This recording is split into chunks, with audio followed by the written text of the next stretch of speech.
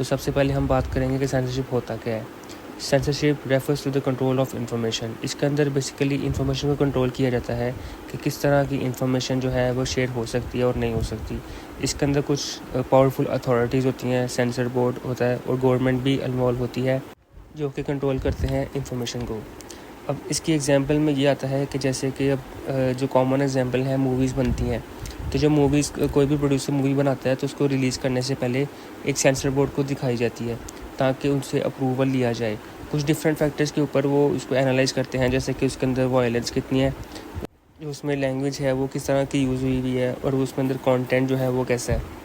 अब हम बात करेंगे फॉर्म्स ऑफ सेंसरशिप के बारे में कि फॉर्म्स जो हैं कितनी होती हैं।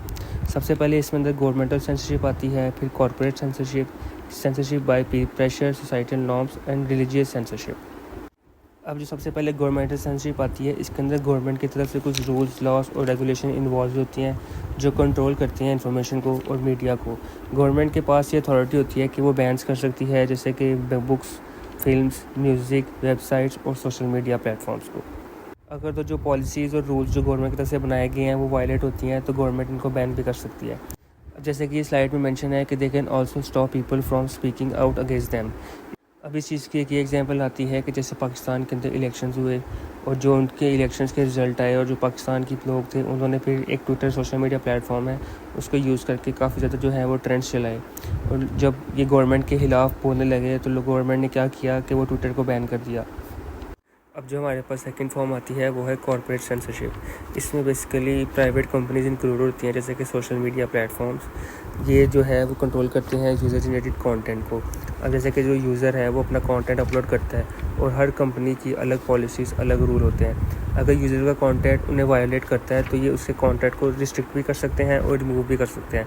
ये भी एक सेंसरशिप की फॉर्म में आता है, जिसके एग्जांपल में ये आता है कि जैसे कि अगर आप किसी के बारे में हेट स्पीच फैला रहे हो या आप कोई वायलेंस जो है वो अपने कंटेंट में दिखा रहे हो और अब्यूसिव वर्ड्स यूज़ कर रहे हो तो इसी वजह से आपका कंटेंट भी रिमूव हो सकता है, उसको सेंसर किया जा सकता है। थर्ड में हमारे पास आ जाता है रिलीजियस सेंसरशिप। इसमें बेसिकली रिलीजन फैक्टर आता है जिसमें सेंसरशिप का यूज़ करते हुए लोग अपने बिलीव्स को डिफेंड करते हैं।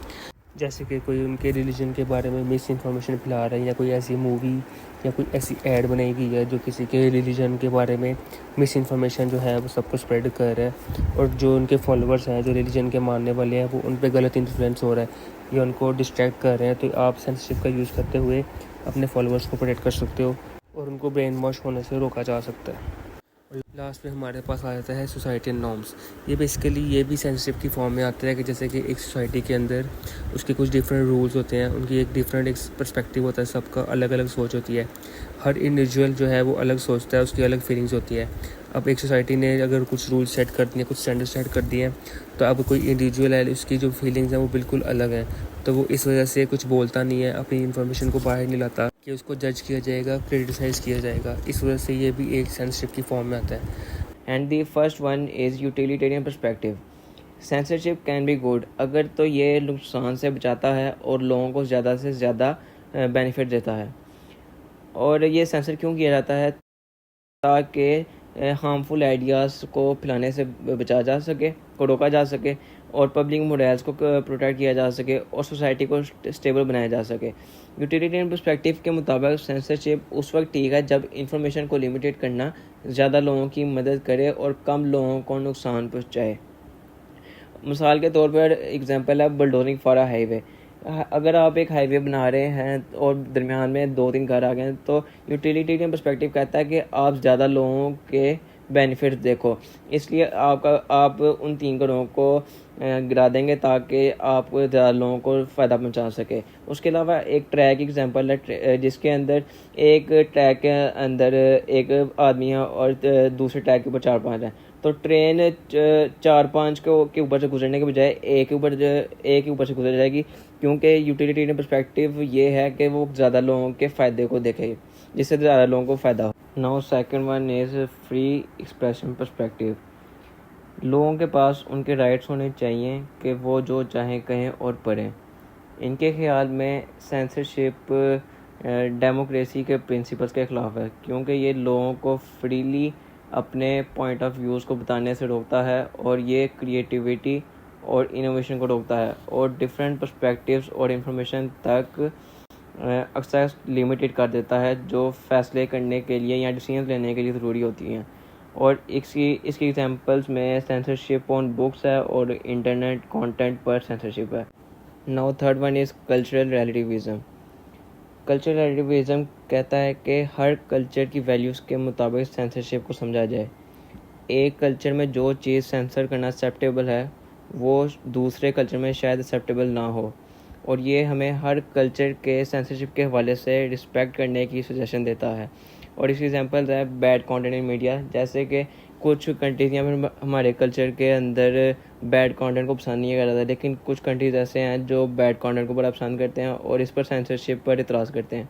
उसके अलावा पॉलिटिकल क्रिटिसिज्म है, इसके अंदर कुछ कंट्रीज़ के अंदर वो अपने लीडर्स के ऊपर, पॉलिटिकल लीडर्स के ऊपर मीम्स बनाना पसंद करते हैं, और कुछ कंट्रीज़ के अंदर ऐसा करना बिल्कुल ही गलत समझा जाता है।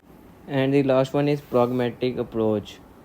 सेंसरशिप को हैंडल करने का एक प्रैक्टिकल वे ये है कि हम एक्सेप्ट करें कि कभी कभी इसकी ज़रूरत होती है, लेकिन हमें ये यकीन दिलाते हुए कि ये सही वे से किया जा रहा है। इसके अंदर ट्रांसपेरेंसी आ जाती है और लोगों को पता होना चाहिए कि कौन सी चीज़ को क्यों सेंसर किया गया है।